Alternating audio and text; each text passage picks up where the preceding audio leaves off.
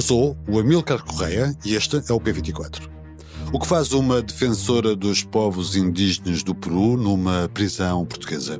Mi nombre es Diana Ríos Rengifo. Soy de un pueblo indígena Xeninca, de la frontera Perú con Brasil Acre. Y soy una lideresa desde que mi papá fue asesinado en el 2014, de mes de septiembre. Diana Ríos Rengifo nasceu numa área remota da Amazónia peruana. A extração de madeira nesta região, que nem sempre é autorizada, tem vindo a colocar em risco o habitat natural dos povos indígenas, como é o caso dos Axenincas, que habitam as zonas fronteiriças dos estados do Peru e do Brasil. Os chefes desta comunidade foram alvo de uma emboscada, torturados e assassinados por se oporem à devastação da floresta e defenderem os interesses indígenas que os madeireiros querem expulsar. Uma das vítimas mortais foi o seu pai. Diana Ríos transformou-se depois disso numa ativista, participou nas conferências do clima e na cimeira da ONU sobre ação climática. Ganhou reputação, conseguiu atenção internacional para a ameaça sobre o seu povo e a resistência da sua comunidade foi premiada pela Fundação Alexander Soros, filho do bilionário George Soros. Estou dispuesta de seguir luchando. Não me importa se el día que me muero con honor, salvando mi tierra, mi agua, mi vida y para todo el mundo. Como mujer indígena, axénica, de los pueblos, ahora las mujeres hemos asumido esta responsabilidad. Uma oferta de emprego que se revelou altamente enganadora levou-a a uma prisão portuguesa acusada de tráfico de droga, neste caso cocaína. A Ana Cristina Pereira explica-nos hoje, que é dia da Amazónia, porque é que Diana Ríos é a reclusa número 53 do estabelecimento prisional de Santa Cruz do Bispo, em Matosinhos. Bem-vindos ao P24, o seu dia começa aqui. Ana Cristina Pereira, bem-vinda ao P24 de hoje para nos falar da história da Diana Ríos Rengifo, hoje que é dia da Amazónia. A história da Diana que nos contas hoje em público.pt é uma história muito peculiar. Porquê é que esta ativista peruana da Amazónia do Peru se encontra presa em Portugal?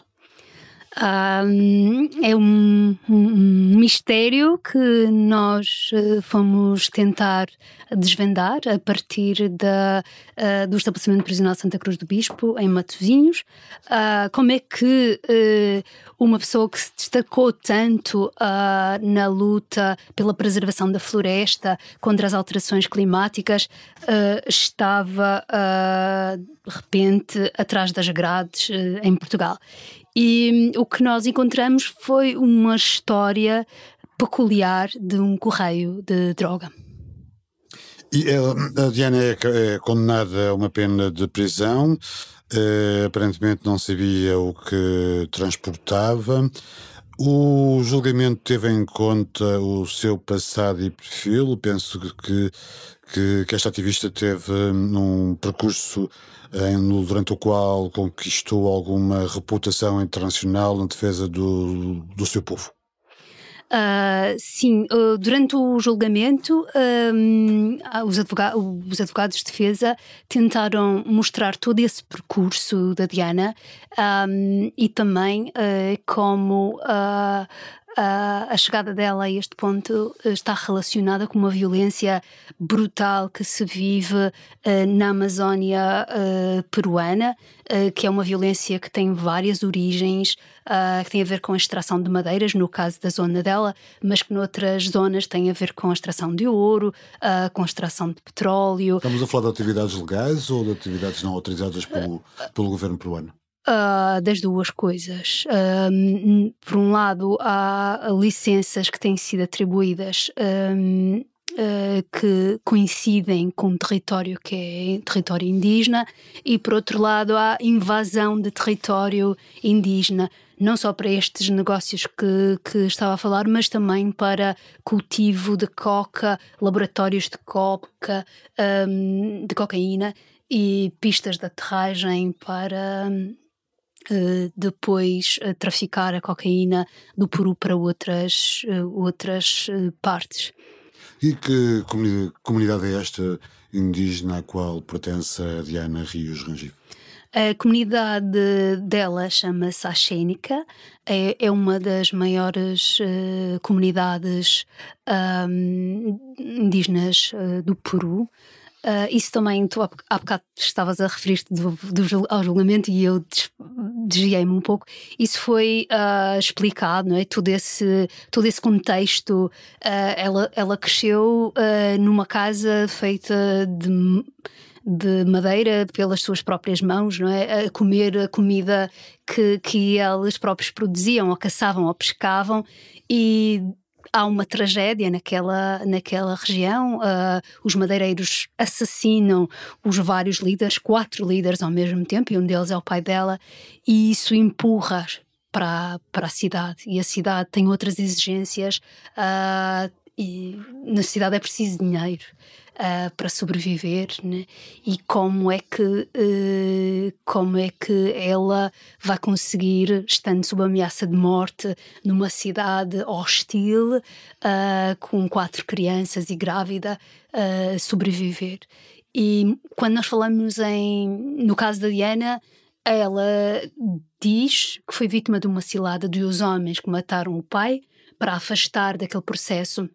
Mas nos casos clássicos de correios de droga, normalmente também são sempre histórias de desespero que estão por trás dessas viagens. As pessoas normalmente ou têm um familiar doente, ou que precisa de uma cirurgia, ou têm filhos e não têm como os alimentar, não é? São sempre histórias de grande dramatismo que fazem com que se aceite fazer um transporte de droga, muitas vezes pondo em risco a própria vida. No caso da Diana, ela diz que não sabia que o que estava a transportar era ilegal.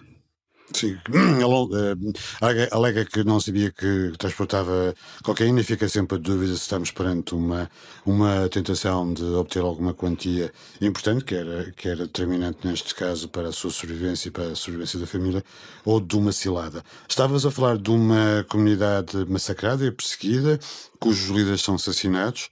Pelo que percebo, há uma nova liderança, que é uma liderança feminina, que para se proteger refugia-se na cidade. Portanto, estamos a falar de um povo que deixou o seu habitat natural, expulso do seu habitat natural por questões de segurança, para se instalar na cidade. Não, houve várias pessoas que saíram da comunidade. Depois do massacre, os homens que até aí então tinham assumido a liderança recuaram. Portanto, os outros homens da comunidade temeram ser eles as próximas vítimas, e as mulheres assumiram esse papel e assumiram sucessivamente nos últimos anos. Neste momento já há uma liderança masculina novamente, e as viúvas têm estado muito focadas na luta pela justiça, porque houve aquelas 4 pessoas foram massacradas e assassinadas e dadas de comer aos animais, e elas nunca conseguiram, nunca desistiram de obter um desfecho. E é um caso muito interessante, porque estamos a falar de um país onde raramente estes casos resultam em condenação, e estes homens foram condenados a 28 anos de prisão, a 3 meses. E estão presos neste momento? Há um que está em fuga. E outros, como recorreram para a instância seguinte, não é? Continuam em liberdade, mas foram condenados já na primeira, finalmente condenados na primeira instância. O Peru, neste momento, os líderes indígenas da Amazónia peruana decretaram estado de emergência, porque desde então, desde 2014, foram mortos 34 líderes indígenas. O último a morrer foi com um tiro na cabeça, numa zona em que as terras indígenas estão a ser invadidas para produzir coca. A sentença quer dizer que, de alguma forma, o sistema judicial está atento a estes casos? Quer dizer que houve muita pressão internacional. Pronto. Mas até que ponto é que a sociedade peruana e a classe política está consciente do problema e empenhada em defender os direitos destes povos? Eu acho que o facto de os líderes indígenas agora no verão terem decidido decretar estado de emergência é sintomático de que estas pessoas se sentem abandonadas, sentem que o Estado não as está a defender, que o Estado está a ceder a interesses económicos e que não está a salvaguardar a segurança dos líderes indígenas, a preservação da floresta e o futuro da Amazónia e da humanidade. Bem, a questão é um bocadinho comum a outros países da bacia amazónica, não é? Em que cujos povos dependem sobretudo da pressão internacional para fazerem valer os seus direitos. Para além dos textos da reportagem que assinas hoje no Público Online, no qual reúnes vários depoimentos, entrevistas, etc., fizeste também com o Tiago Bernardo Lopes um documentário. É um documentário que vai além do curto vídeo normal de um site. Que documentário é este e o que é que poderemos desvendar deste trabalho? Nós queríamos muito contar esta história em vários formatos, porque achamos que é uma história muito reveladora de um grande problema mundial.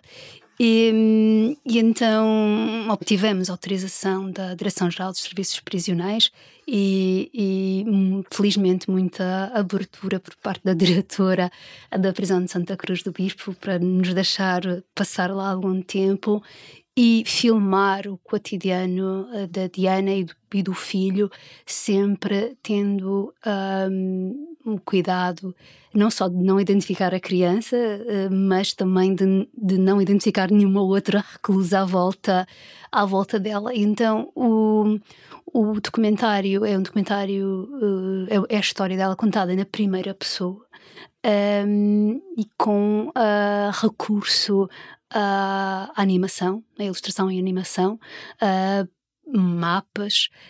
É outra forma de ver a história, enquanto no texto, como dizias, nós cruzamos com o julgamento, o que é que disse o juiz, não é? Estamos a cruzar com muitas outras fontes. Aqui estamos focados em ver a Diana no seu contexto, e ouvi-la também, não só a falar, mas também a cantar, porque ela produz música em arxénica e, aliás, costuma cantar para o filho na prisão, que é uma língua muito estranha, não é? Para os nossos ouvidos, e que gera também muita curiosidade e algum encanto dentro do estabelecimento prisional. Obrigado, Ana, por nos teres contado esta história de uma ativista reclusa em Santa Cruz do Bispo, em Matosinhos, hoje dia da Amazónia. Muito obrigada pelo convite.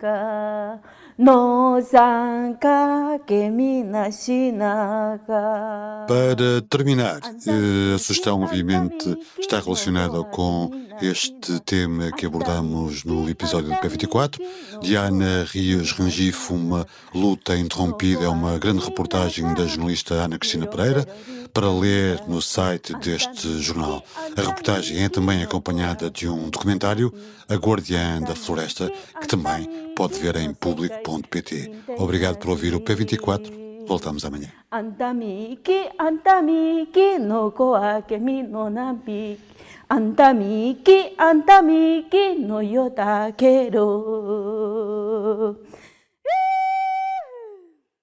O P24 é um podcast do Público com música original de Ana Marques Maia. A sonoplastia deste episódio é de Nuno Coelho. O Público fica no ouvido.